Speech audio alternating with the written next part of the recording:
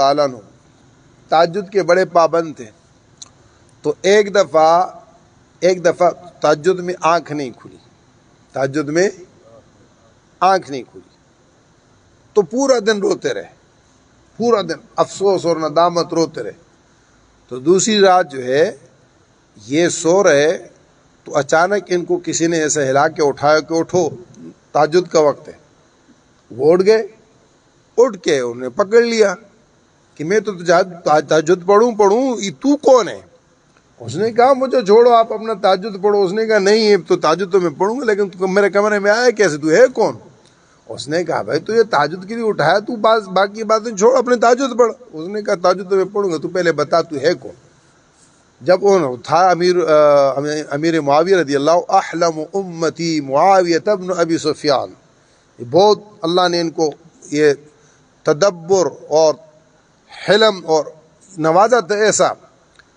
22 سال تک 64 لاکھ مربع میل پر اسلام کا پرچم لہرا ہے. 64 لاکھ مربع میل پر اور کوئی فتنہ ان کے دور میں باقی نہیں رہا تھا. سب ملامت کر دیا تھا. امت ایک وحدت پہ آ گئی تھی. بہرحال بڑے اللہ پاک نے نوازا تھا اور حضور کی دعائیں تھیں ساتھ میں. یہ مسلمانوں کے خالو تھے, خالو مامو جس کو کہتے ہیں.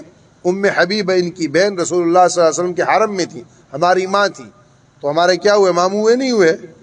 بولو. حضور کی بڑی دعائیں تھی. حضور کی بڑی خدمت کی تھی. بہت خدمت کی تھی انہوں نے. تو بہرحال تو پکڑا ہوا تھا اور کہا بتاؤ. تو مجبور ہو کر اس نے کہا میں شیطان ہوں. میں شیطان ہوں. امیر معاویہ نے کہا صحابہ کو اللہ پاک نے دکھایا تھا. ابو ہریرہ نے بھی پکڑا تھا حضور کے حکم پر. وہ اس کے کیا نام ہے بیت المال کے اس پہ خدمت پہ تھے اور یہ چوری کرتا تھا شیطان. تو انہوں نے پکڑ لیا. پہلی رات پکڑا تو چھوڑ دیا, معافی تلافی کی. دوسری رات تو حضور صلی اللہ علیہ وسلم کو روزانہ وہ قصہ سناتے تھے. حضور کہتے تھے کہ ہاں بھائی تیرے رات کے چور کا کیا قصہ ہے؟ خود پوچھتے تھے تیرے رات کا چور کا. تو کہتے تھے کہ حضور بڑی معافی تلافی کی ہے میں نے چھوڑ دیا. حضور فرماتے ہیں جھوٹا ہے پھر آئے گا. دوسری رات پھر آ گیا, پھر پکڑا تو پھر وہ معافی تلافی کی. پھر حضور نے پوچھا کیا ہوگا؟ حضور بڑی منت سماجت کی میں نے چھوڑا. کہا جھوٹا ہے آج پھر آئے گا. تیسری رات پھر آ گیا. پھر انہوں نے پکڑ لیا.